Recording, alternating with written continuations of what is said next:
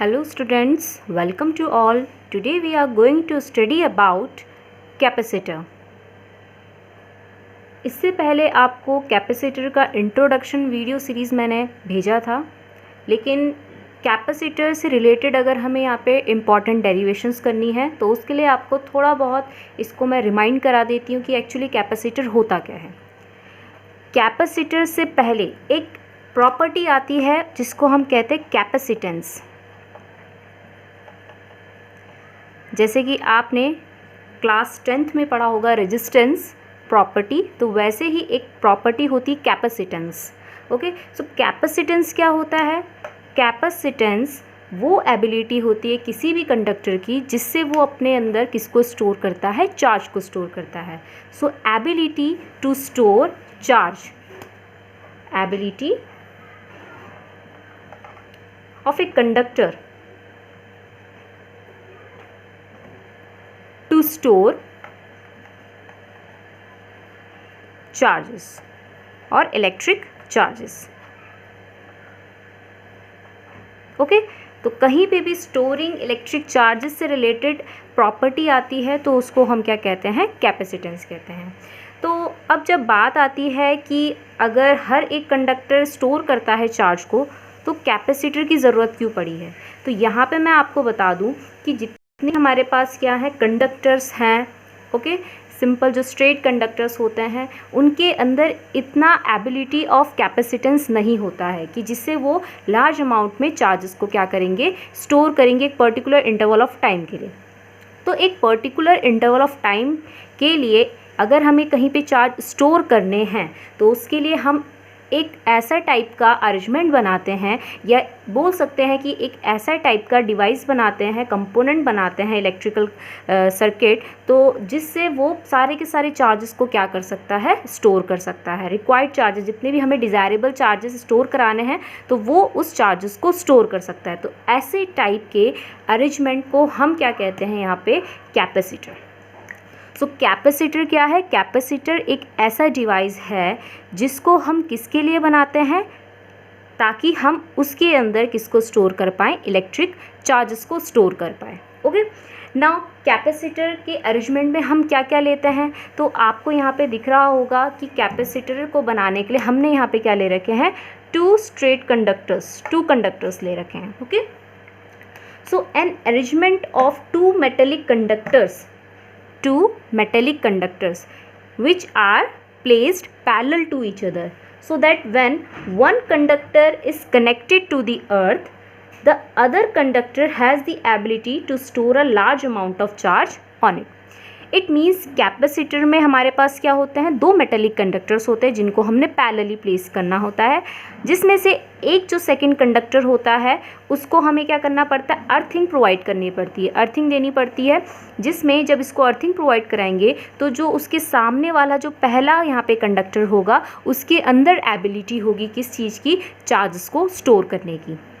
So it means कि यहाँ पे जो ये सेकंड प्लेट है वो इस फर्स्ट प्लेट के लिए एक तरीके से हेल्पर का काम कर रहा है। ठीक है, कि अगर हम जैसे ही सेकंड प्लेट हटा देंगे तो इसके अंदर का जो कैपेसिटेंस होगा, चार्जेस को स्टोर करने की पावर होगी फर्स्ट प्लेट के अंदर, वो क्या हो जाएगी? बिल्कुल वहाँ पे नेग्लिजिबल हो जाएगी या कम हो जाएगी।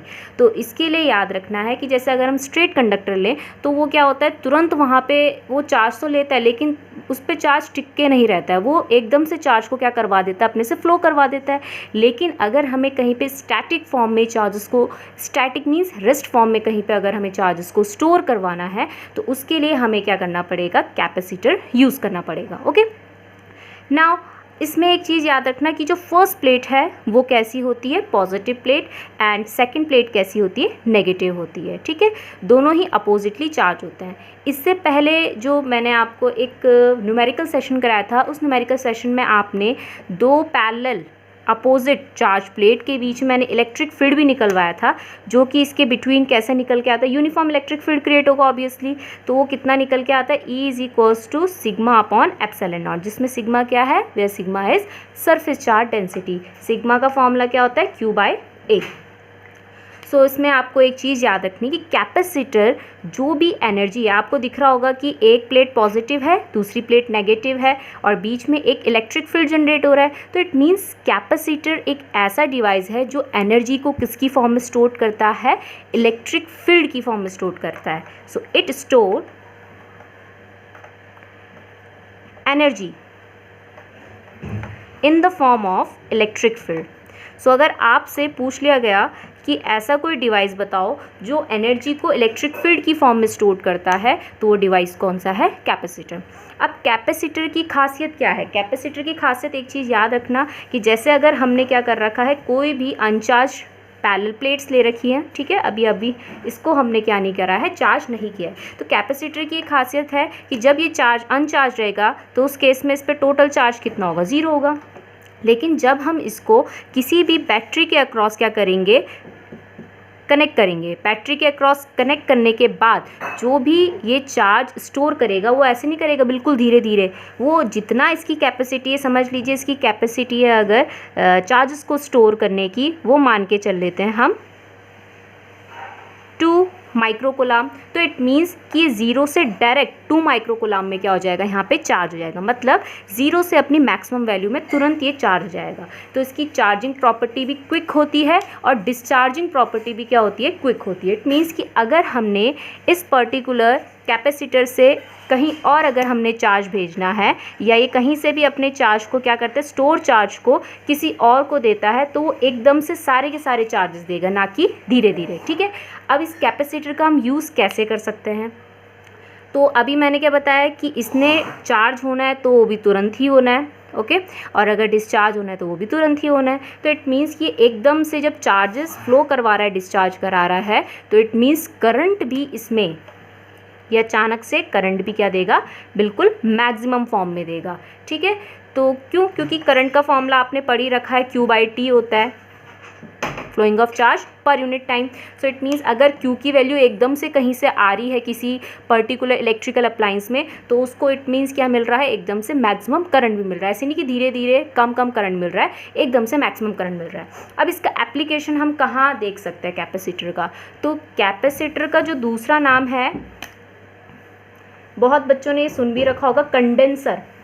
अब ये कंडेंसर क्या है, आपके घरों में फैंस होंगे, सीलिंग फ़ैन होंगे, सीलिंग फ़ैन में क्या लगा रहता है, उसकी एक टॉप में देखना एक वाइट कलर का सिलेंडर बना होगा, लगा होगा, कनेक्ट होगा, वाइट कलर का सिलेंडर। जो वाइट कलर का सिलेंडर वहाँ पे रखा रहता है, उस पर्टिकुलर को हम क्या कहते हैं, कंडेंसर कहते हैं। और ये कंडेंसर किसके लिए यूज़ होता है, फ़ैन को स्टार्ट करने के लिए यूज़ होता है। कंडेंसर बोलें चाहे कैपेसिटर, दोनों में से आप कुछ भी बोल सकते हैं। अब यहाँ पे कंडेंसर क्या काम करता है, आप ये देख लीजिए कि जब हम बात करते हैं फ़ैन की, तो जो हमारे घरों में पहले तो जो हाउस होल्ड जितने भी अप्लाइंस है, जो हमारे घरों में बिजली आती है, मोस्टली 220 वोल्ट या 230 वोल्ट के बीच में ही आती है, ठीक है, जिसमें हम ये अप्रॉक्सीमेटली लगा के देखते हैं। फॉर एग्जांपल मान के चल लेते हैं कि जो करंट है वो बहुत ही कम क्रिएट होता है। करंट जो हमें मिलता है हाउस होल्ड जो भी हमारे अप्लाइंसेस में जाता है, वो मान के चल लेते हैं 0.2 एम्पियर, बहुत ही कम। लेकिन जो फ़ैन होता है, फ़ैन की जो मोटर होती है, वो तभी वहाँ पे स्टार्ट होती है जब उसको अचानक से मैक्सिमम करंट मिलेगी। मैक्सिमम करंट मीन्स कि जो फ़ैन के लिए करंट की ज़रूरत पड़ेगी वो है 0.8। सो नीड कितने की है, 0.8 एम्पियर की नीड है। लेकिन आ कितनी करंट रही है हमारे घर में, I = 0.2 एम्पियर, जो कि बहुत ही कम है। तो इट मीन्स इतनी करंट से तो हमारा फ़ैन स्टार्ट होगा नहीं। तो इस पर्टिकुलर फ़ैन को एकदम से ज़्यादा अमाउंट की करंट, जो डिज़ायरेबल अमाउंट ऑफ करंट है, वो प्रोवाइड कराने के लिए हम वहाँ पे किसका यूज़ करते हैं, कंडेंसर का। कंडेंसर क्या करता है, जो भी जहाँ पे हमारे पास ये करंट की सप्लाई आती है, उस करंट को लेके अपना आप को तुरंत चार्ज करता है और टोटली डिस्चार्ज करके उस पर्टिकुलर फ़ैन को क्या कराता है, रन करवाता है। तो जब वो एकदम से चार्ज दे देगा, इट मीन्स करंट जितनी हमें चाहिए उतनी अमाउंट ऑफ करंट हमें मिल जाएगी, और जैसी उतनी अमाउंट ऑफ करंट उस पर्टिकुलर फ़ैन को मिलेगी, तुरंत फ़ैन क्या हो जाएगा, स्टार्ट हो जाएगा। स्टार्ट जब वो एक बार होता है तो इसका अब क्वेश्चन ये आता है कि जब वो स्टार्ट हो गया तो तभी भी उसे इतने ही एम्पियर ऑफ करंट की ज़रूरत पड़ेगी। सो नहीं, तो आप एक चीज़ याद रखना कि जब फ़ैन स्टार्ट होगा तभी उसको अपने स्टार्टर के लिए इतनी अमाउंट ऑफ करंट की ज़रूरत पड़ेगी, लेकिन जब वो एक बार स्टार्ट हो जाएगा रोटेट करना तो उसके बाद वो इतनी करंट में भी क्या करने लग जाएगा, रन करने लग जाएगा। ओके, सो इसलिए, और इसका और एक एप्लीकेशन बता देती हूँ, DSLR कैमरा आपने यूज़ किया होगा, तो उसमें जो फ्लैश होता है, फ्लैश जो आता है वो क्या आता है, लार्ज करंट के थ्रू आता है। अब वो लार्ज करंट किससे क्रिएट होगा, उसके अंदर भी क्या लगता है, कंडेंसर या capacitor. So condenser and capacitor क्या करेगा, एकदम से चार्ज होके डिस्चार्ज करता है करंट को, एकदम से चार्ज होके डिस्चार्ज करता है बहुत सारे चार्जेस को, जिससे large amount of current produce होती है और उसी से फ्लैश ऑफ DSLR क्रिएट होता है। ओके, सो ये जो कंडेंसर है ये बहुत ज़्यादा हमारे लिए फ़ायदेमंद है। तो अब अगर किसी के बच्चे के दिमाग में ये भी आ सकता है कि ये कैपेसिटर एक बैटरी की तरह तो नहीं है। बैटरी सेल और कंडेंसर में, दोनों में बहुत ही फ़र्क है। बैटरी में क्या होता है, अगर हमने कहीं किसी अप्लायंस को बैटरी से कनेक्ट कराया है तो बैटरी से जो करंट है वो धीरे धीरे फ्लो करेगा, चार्जेस जो होंगे वो धीरे धीरे फ्लो करेंगे। ऐसे नहीं होगा कि वो एकदम से क्या कर देगा, वहाँ पे हमें करंट दे देगा। तो इट मीन्स कि जो चार्जेस हैं वो धीरे धीरे हमें क्या करेंगे, वो धीरे धीरे उस पर्टिकुलर अप्लायंस को भेजे जाएंगे। लेकिन जो कैपेसिटर है, अगर हमने बैटरी की जगह कैपेसिटर उससे कनेक्ट कर दिया तो कैपेसिटर क्या करेगा, वो धीरे धीरे सारे के सारे चार्जेस नहीं देगा, बल्कि एकदम से सारे के सारे चार्जेस उस पर्टिकुलर इलेक्ट्रिकल अप्लायंस को दे देगा। ठीक है, तो अब स्टार्ट करते हैं यहाँ पे इसके बाद हम स्टार्ट करते हैं इससे रिलेटेड कुछ डेरिवेशंस जो मोस्ट इम्पॉर्टेंट है एग्जामिनेशन पॉइंट ऑफ व्यू के।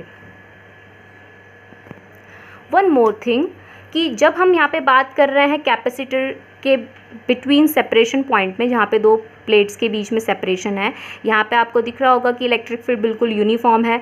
तो ये भी आपको दिख रहा होगा कि एक पोटेंशियल क्रिएट हो रहा है, पोटेंशियल डिफरेंस क्रिएट हो रहा है, एक साइड पॉजिटिव पोटेंशियल है, दूसरी साइड नेगेटिव, तो it means potential difference create हो रहा है।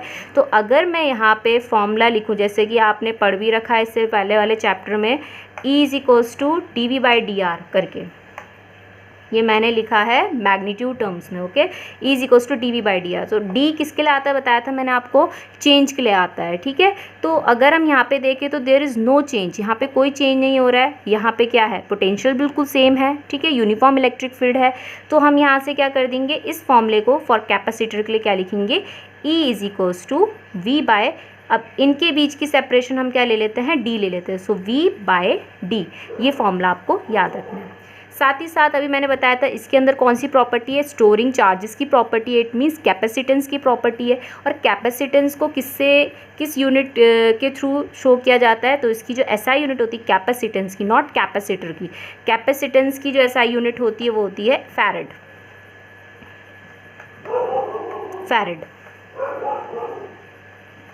जिसको हम इंडिकेट करते हैं कैपिटल F से। नाउ नेक्स्ट थिंग, अब हम यहाँ पे डेरिवेशन देखते हैं capacitance of parallel plate capacitor. वैसे जो कैपेसिटर्स होते हैं अकॉर्डिंग टू देयर कोटिंग वो 3 टाइप्स के होते हैं। उनके स्ट्रक्चर को अगर हम देखें तो 3 टाइप्स के होते हैं। कौन कौन से, first one is parallel plate capacitor, second one is spherical capacitor and third one is cylindrical capacitor. लेकिन जो आपके कोर्स में है पैरेलल प्लेट कैपेसिटर। तो सबसे पहले हम यहाँ पे capacitance of parallel plate capacitor की डेरिवेशन करते हैं। हमने यहाँ पे क्या ले रखी है, 2 प्लेट्स ले रखी है। अभी बताया था 2 कंडक्टिंग प्लेट्स लेनी है। एक प्लेट क्या होती है पॉजिटिवली चार्ज, दूसरी प्लेट क्या होती है नेगेटिवली। ये मैंने थोड़ा 3D फॉर्म में ड्रॉ करने की कोशिश करी है। इससे पहले जो आपको इस तरीके से ड्रॉ करके दिखाया था वो एक्चुअली एक रॉड नहीं थी, बल्कि वो भी एक क्या थी, प्लेन शीट थी, जिसमें उसका ये वाला पार्ट क्या था, छुपा हुआ था। सिर्फ हम उसका क्रॉस सेक्शन पार्ट देख रहे थे, साइड वाला पार्ट देख रहे थे। ठीक है, साइड व्यू देख रहे थे। अगर हम 3 डायमेंशनल में सोच के देखें तो 2 प्लेट्स होंगी इस तरीके से लगी हुई। जब 2 प्लेट्स इस तरीके से पैरेलल फॉर्म में लगी होंगी, एक पॉजिटिव प्लेट होगी, दूसरी नेगेटिव प्लेट, तो वो दोनों क्या कहलाया जाता है वहाँ पे, पैरेलल प्लेट कैपेसिटर। दोनों के बीच में जो सेपरेशन डिस्टेंस ले रखी है वो D है, स्मॉल d, और दोनों का जो एरिया ऑफ क्रॉस एरिया है वो भी सेम है, area of plate is A। Okay, now next, अब यहाँ पे हमें कैपेसिटेंस निकालना है। तो कैपेसिटेंस का फॉर्मूला आप सबने पढ़ रखा है, मैं साइड में लिख रही हूँ यहाँ पे, C=Q/V। Okay, and C is constant, capacitance is constant. इसे कैपेसिटर नहीं पढ़ेंगे, इसे कैपेसिटेंस पढ़ेंगे, ठीक है। और ये आपको प्रीवियस वीडियो सीरीज़ में मैंने यहाँ पे आपको भेजा भी था कि कैपेसिटेंस का फॉर्मूला किस तरीके से निकाला गया है, Q/V करके। अब यहाँ पे नेक्स्ट हमें कैपेसिटेंस निकालना है, तो फर्स्ट ऑफ ऑल हम यहाँ पे लिखेंगे electric field. Electric field between the plates, plates के बीच में इलेक्ट्रिक फील्ड का फॉर्मूला बताया था, E is equals to V/D. V is potential difference between the plates and D is the separation between the plates. V का formula यहाँ से क्या निकल के आएगा, E के साथ ये मल्टीप्लाई में चला जाएगा D, ओके। इलेक्ट्रिक फील्ड का फॉर्मूला आपको बताया था, electric field for parallel plate वो होता है सिग्मा अपॉन एप्सिलॉन नॉट। तो V is equals to E के बदला आ जाएगा sigma upon epsilon not into D। Sigma का फॉर्मूला आपको पता है सरफेस चार्ज डेंसिटी Q/A होता है, और अच्छे से प्रॉपरली लिख लेंगे V is equals to Q/A epsilon not into D, okay. Now we know that capacitance का फॉर्मूला क्या है, C is equals to Q/V। तो यहाँ पे जो V की वैल्यू हमने इक्वेशन फर्स्ट में निकाली है, put the value from equation first here. So put the value from equation first, C as it is रहेगा, उसका Q एज इट इज़ रहेगा, V की वैल्यू प्लेस करेंगे तो Q/D/A एप्सिलॉन नॉट, Q से Q कट, एंड जो capacitance हमारे पास निकल के आएगा वो आएगा A epsilon not upon D। So this is the capacitance of parallel plate capacitor, जब हमने प्लेट्स को कहाँ पे रखा है, फ्री स्पेस, वैक्यूम और एयर में रखा है, ठीक है, बीच में कोई भी मीडियम नहीं है। सो इससे हमें क्या पता लग रहा है कि जितना ज़्यादा एरिया ऑफ प्लेट होगा उतना ही ज़्यादा उसका कैपेसिटेंस होगा, उतना ही ज़्यादा उसके अंदर स्टोरिंग चार्जेस की पावर आएगी, और जितना कम सेपरेशन होगा उतना ही ज़्यादा कैपेसिटेंस। तो जितना ज़्यादा हम दोनों को पास पास रखेंगे उतना ही ज़्यादा चार्जेस को क्या करेंगे, स्टोर करेंगे, ओके। तो ये डेरिवेशन आपको लर्न होनी चाहिए।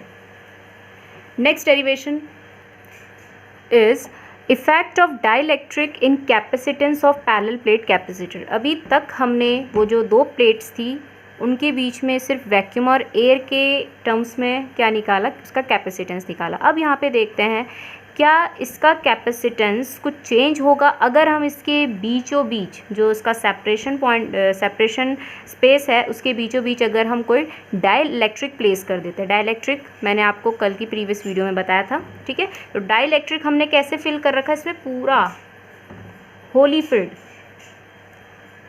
Dielectric is Holi field between the plates of capacitor, okay, पूरा का पूरा फिल्ड कर रखा है। अब जब पूरा का पूरा यहाँ पे हमने इस डाइलेक्ट्रिक को फिल्ड कर रखा है तो उस केस में हम मान लेते हैं कि जो भी इसका डाइलेक्ट्रिक कांस्टेंट है वो क्या है, K। इस डाइलेक्ट्रिक का जो कांस्टेंट है वो क्या है, K है, इस K, ओके। और आपने डाइलेक्ट्रिक कांस्टेंट का एक फॉर्मूला पढ़ रखा है जो अच्छे से आपको याद होगा, वो क्या था, K is equals to epsilon upon epsilon not, याद होगा आप सबको, जिससे हम इसको ऐसे भी लिख सकते हैं epsilon is equals to K epsilon not, where epsilon is the absolute permittivity of this dielectric, of this medium. जो हमने मीडियम प्लेस कर रखा है, जो ये डाइलेक्ट्रिक हमने प्लेस कर रखा है, इसकी एब्सोल्यूट परमिटिविटी कौन शो कर रहा है, एप्सिलॉन। एंड एप्सिलॉन नॉट क्या होता है, absolute permittivity of free space. तो अभी हमने एक कैपेसिटेंस निकाला था, कैपेसिटेंस क्या था, C0, capacitance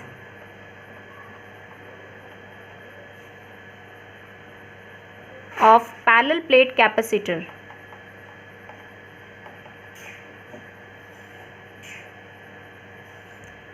of parallel plate placed in vacuum.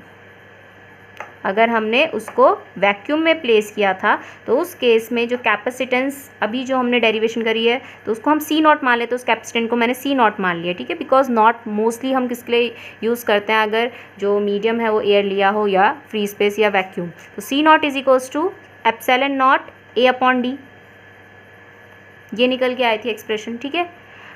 लेकिन अगर हमने यहाँ पे कैपेसिटेंस निकालना है, capacitance of parallel plate capacitor, if dielectric is placed between them, सो उस केस में सी का फॉर्मूला क्या निकल के, ऐसे इक्वेशन फर्स्ट बनाते हैं, सी का फॉर्मूला क्या निकल के आएगा, सेम यही लिखेंगे। देखिए एरिया हमने कोई चेंज नहीं किया है, डिस्टेंस बिटवीन टू प्लेट्स भी हमने चेंज नहीं करी है, सिर्फ यहाँ पे एप्सिलॉन नॉट की जगह कितना आ जाएगा, एप्सिलॉन।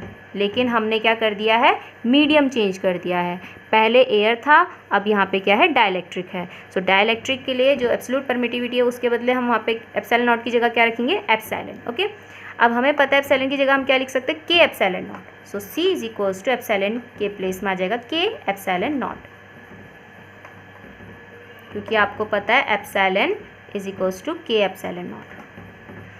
इसको अगर अच्छे से लिखें तो इसको मैं ऐसे भी लिख सकती हूँ, from equation first, from equation first से जो ये पूरी की पूरी वैल्यू है epsilon not a upon D, वो किसके इक्वल है, सी नॉट के। सो सी इज इक्वल्स टू के टाइम्स सी नॉट। तो इट मीन्स कि अगर हम डाइलेक्ट्रिक होली फिल्ड करते हैं पैरेलल प्लेट्स के बीच में, तो जो भी कैपेसिटेंस है सी, जो न्यू कैपेसिटेंस बनेगा वो पहले के कंपैरिजन के टाइम्स इंक्रीज़ हो जाएगा।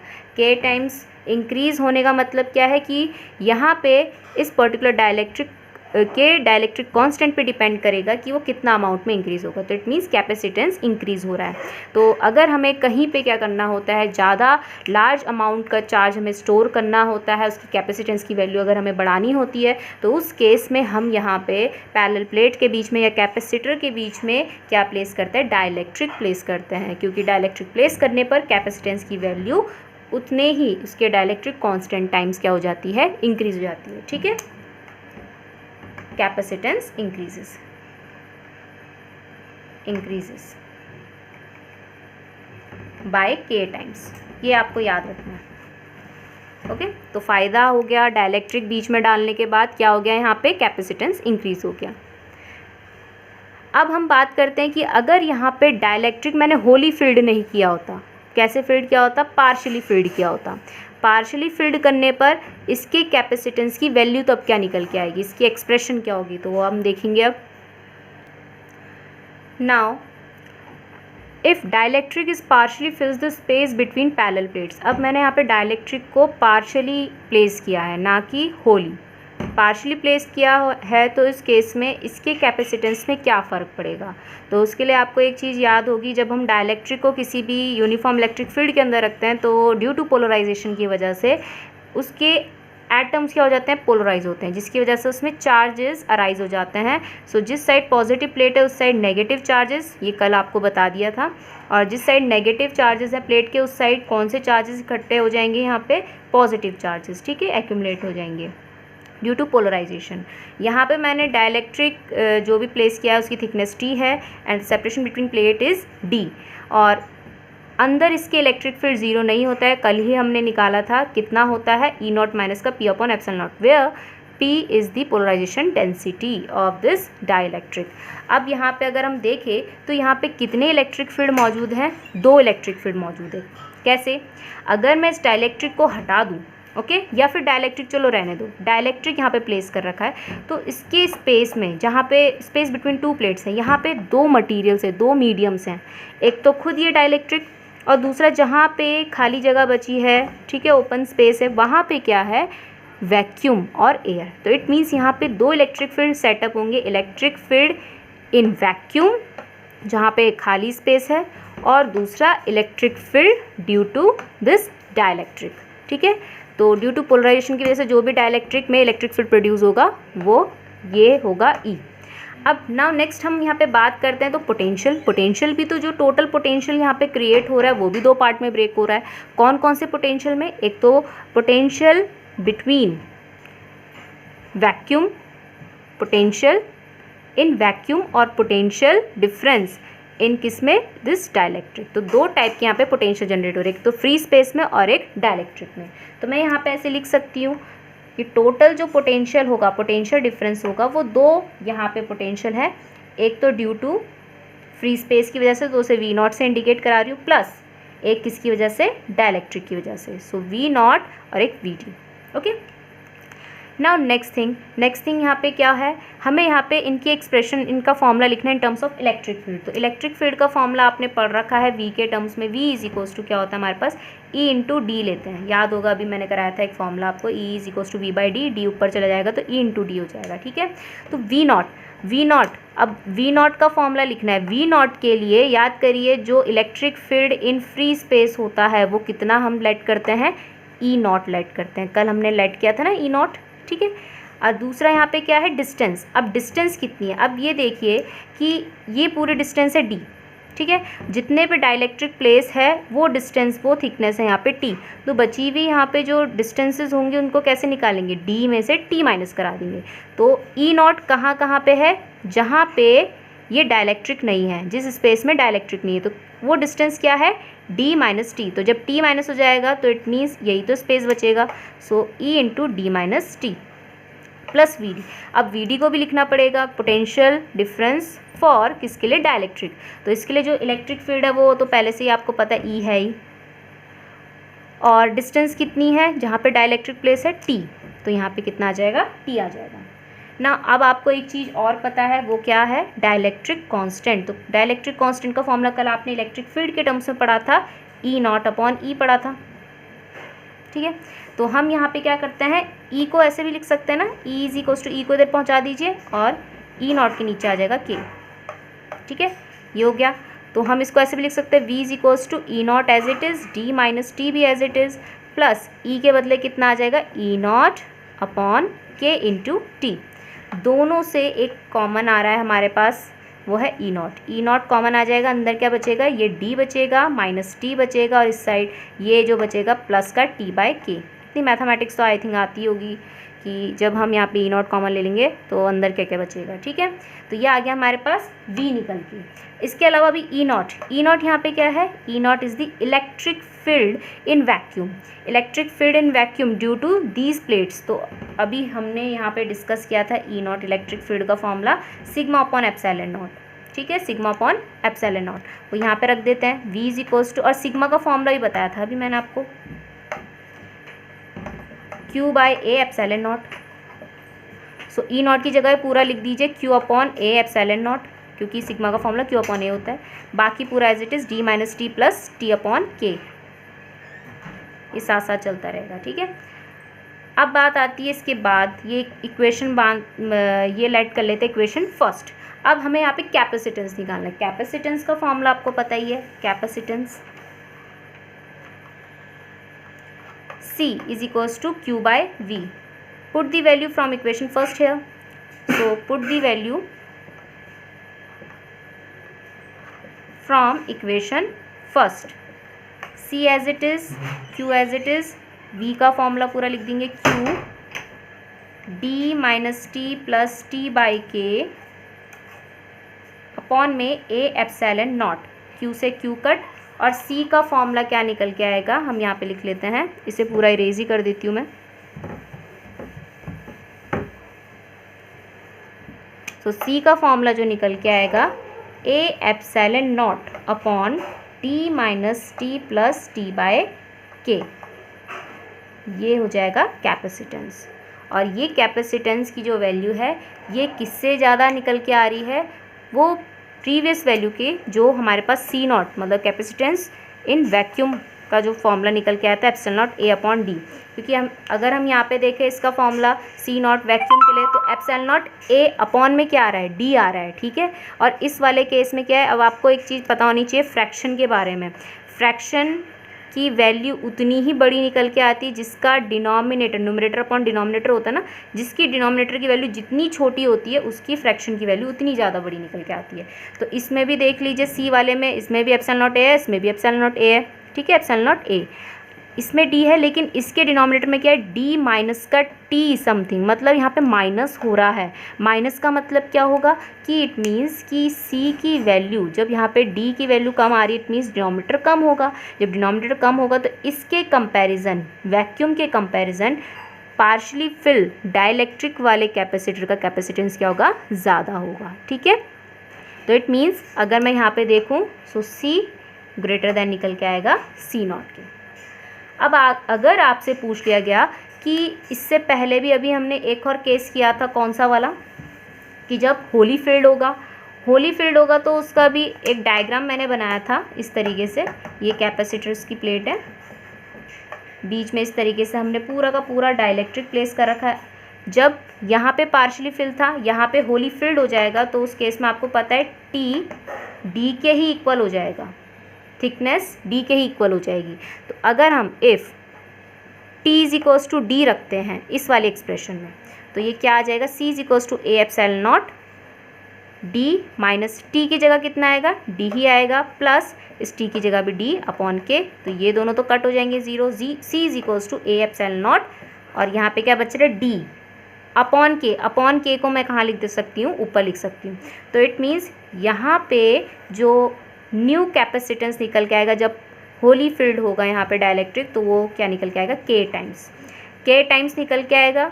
तो इट मीन्स कि अगर हम यहाँ पे बात करें टोटल कैपेसिटेंस तीनों के कैपेसिटेंस के लिए, तो अभी मैंने आपको बताया कि सी जो होगा इस वाले सी को, इसको सी डैश बना देते हैं, ठीक है।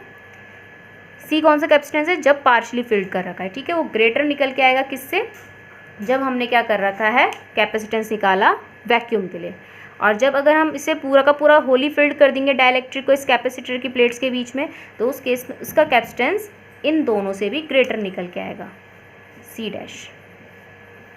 अगर हम होली फिल्ड करते हैं तो ज़्यादा, अगर पार्शली फिल्ड करते हैं तो पहले वाले से कम, और अगर हम कुछ भी फिल नहीं करते हैं तो उससे भी कम हो जाएगा, ठीक है।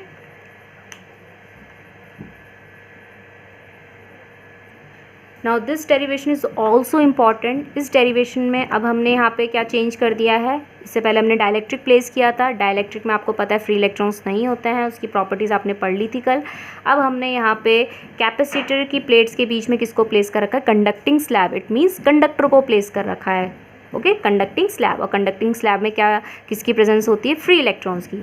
Due to force of attraction की वजह से जो फ्री इलेक्ट्रॉन्स है वो पॉजिटिव प्लेट की साइड होंगे इस कंडक्टर के सरफेस में, और जो हमारे पास पॉजिटिव आयन होंगे वो किधर की तरफ होंगे, जहाँ पे नेगेटिव प्लेट होगी।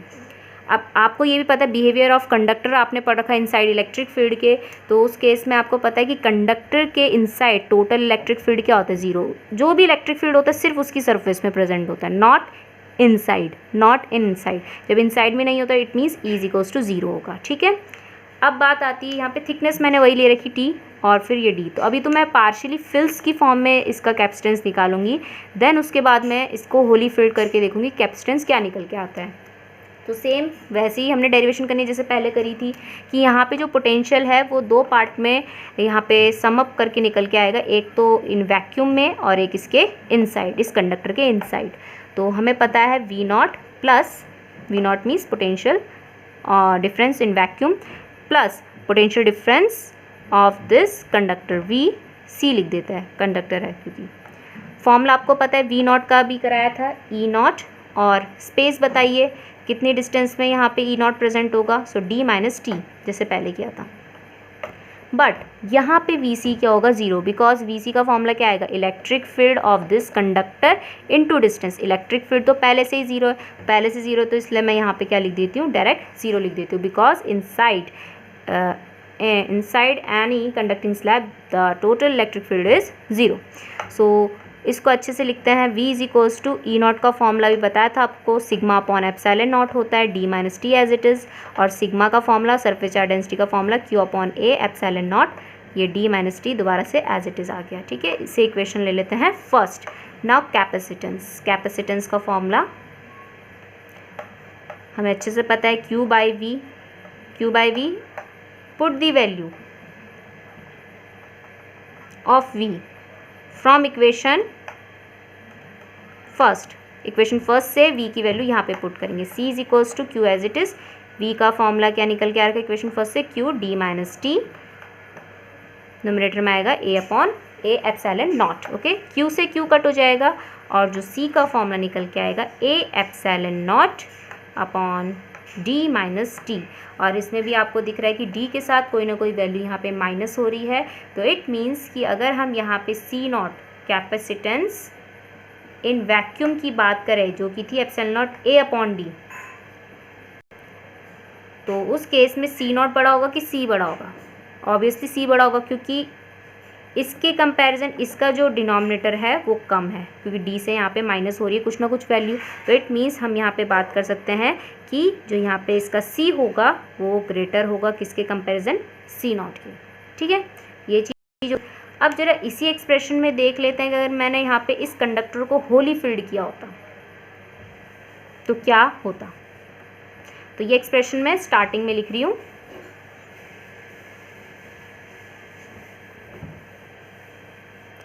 पार्शियली की जगह यहाँ पे कर देते हैं होली।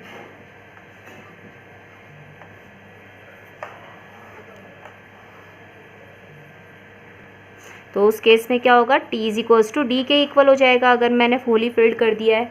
और हमारे पास जो एक्सप्रेशन निकल के आई थी इससे पहले वाली, C इज इक्वल्स टू क्या निकल के आया था, epsilon naught A upon D minus T. ठीक है, देन इस वाले केस में क्या हो जाएगा, अगर होली फिल्ड कर दिया तो then D is equals to T is equals to D के इक्वल हो जाएगा। T is equals to D के इक्वल हो गया तो C is equals to epsilon naught A upon D minus का डी, डी माइनस का D means zero, epsilon naught A upon zero, और जिसके भी नीचे ज़ीरो आता है तो वो कैपेसिटेंस क्या निकल के आता है, infinity. So it means if conducting slab wholly fills the space between parallel plate capacitor then the capacitance will be infinity। तो इट मीन्स कि ये इसका मतलब क्या होगा कि जो भी आप इस पर्टिकुलर कैपेसिटर को चार्जेस प्रोवाइड कराते रहेंगे वो सारे के सारे चार्जेस को क्या करता रहेगा, स्टोर करता रहेगा। इसकी कैपेसिटेंस की वैल्यू इनफाइनाइट होगी। लेकिन आपको पता है इनफाइनाइट नाम की कोई चीज़ नहीं होती है। ठीक है, इनफाइनाइट वैल्यू कोई होती ही नहीं है, क्योंकि वो खुद ही अपने आप में क्या अनडिफाइंड है। तो ये क्या एक्चुअली पॉसिबल है, लेकिन आपको ये बता दें ये पॉसिबल नहीं है। ये बस हमारी आंखों का धोखा होता है कि हम क्या कर रहे हैं, उस कैपेसिटर को सारे के सारे चार्ज दे रहे हैं और वो सारे के सारे चार्जेस को क्या कर रहा है, स्टोर करने में लगा। और हमें ऐसा लग रहा है कि वो सारे के सारे चार्जेस को क्या कर रहा है, स्टोर कर रहा है, क्योंकि उसकी कैपेसिटेंस की वैल्यू क्या है, इन्फिनिटी है। बल्कि ऐसा नहीं होता है। ऐसा हमें क्यों लगता है कि इन्फिनिटी है, अब देखिए यहाँ पे पहले के टाइम पे जब हमने यहाँ पे इसे पार्शली फिल करके रखा हुआ था, उस केस में ये जो पॉजिटिव प्लेट है वो इस नेगेटिव प्लेट के कांटेक्ट में नहीं थी।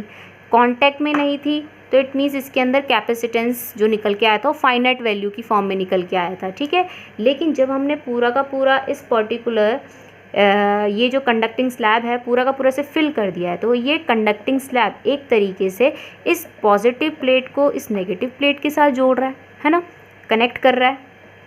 अब जब कनेक्शन हो रहा है तो इट मीन्स जब भी आप इसको चार्ज भेजेंगे, और आपको पता है नेगेटिव चार्ज जो प्लेट है उसको हमने क्या प्रोवाइड करा रखी है, अर्थिंग प्रोवाइड करा रखी है। अर्थिंग का काम क्या होता है, जितने भी चार्जेस प्रोवाइड हो रहे हैं वो सारे के सारे क्या हो जाएंगे, उसी के अंदर जाते रहेंगे। तो जो भी हम चार्जेस यहाँ से भेजते जाएंगे इस फर्स्ट प्लेट को, ए प्लेट को, तो सारे के सारे ए प्लेट वो किसको दे देगी, बी प्लेट को दे देगी। और बी प्लेट से वो सारे चार्जेस कहाँ फ्लो होते हुए चले जाएंगे, अर्थ में। जब वो अर्थ में चले जाएंगे तो हमें ऐसा लगेगा कि हम जो चार्जेस दे रहे हैं वो कैपेसिटर सारे के सारे चार्जेस भरने में लगा हुआ है, स्टोर करने में लगा है। नहीं, बल्कि एक्चुअली क्या हो रहा है कि वो सारे के सारे चार्जेस कहाँ भेज दे रहा है, अर्थ में भेज दे रहा है। और हमें क्या लग रहा है, उल्टा लग रहा है कि वो सारे के सारे चार्जेस को स्टोर कर रहा है। तो आपको एक चीज़ बस इसमें याद रखनी है कि हमें लगता है कि कैपेसिटेंस इन्फिनिटी है, लेकिन एक्चुअल बात क्या होती है, उस जादू के पीछे एक रियलिटी क्या है, प्रैक्टिकल क्या है।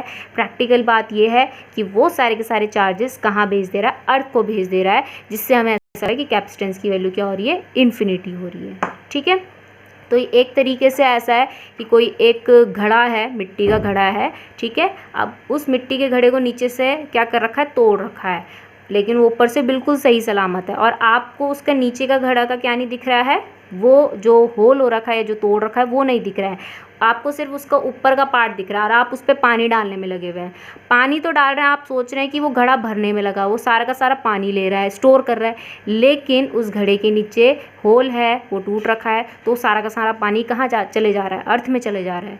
तो ऊपर से हमें ऐसा लगेगा कि वो घड़ा सारा का सारा पानी स्टोर कर रहा है, कि उसके अंदर स्टोरिंग पावर इन्फिनिटी है। लेकिन असल बात क्या है कि नीचे से वो घड़ा टूट रखा है, जिससे वो सारे का सारे पानी को क्या कर दे रहा है, क्या कर दे रहा है, डिस्चार्ज कर दे रहा है। तो वैसे ही ये कैपेसिटर का भी काम है। ठीक है, और ये इम्पॉर्टेंट है क्योंकि इससे रिलेटेड आपसे ये कॉन्सेप्चुअल क्वेश्चन पूछ लिया जाएगा कि सच में क्या सी इन्फिनिटी होगा उसका, कि हमें लग रहा है। ठीक है।